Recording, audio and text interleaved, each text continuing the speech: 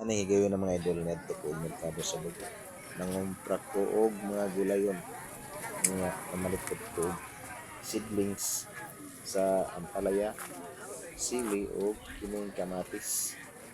O man nakapalit din ko kay kini lagi gusto kita mananong para di na tayo mamalit sa merkado mga idol. Tungod sa kamahal.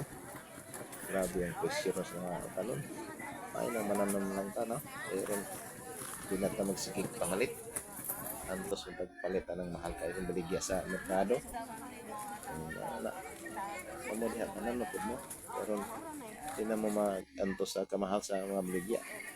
Huwag tanawan yung mga idol. Yung mga lagot mo no, paninda.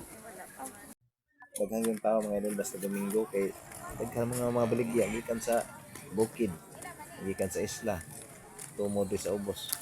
Ano na ang mga mamlite pud nangayaw at mga kabubarat ko kay gikan pa man gyud sa mga mag-uumang gibaligya diri.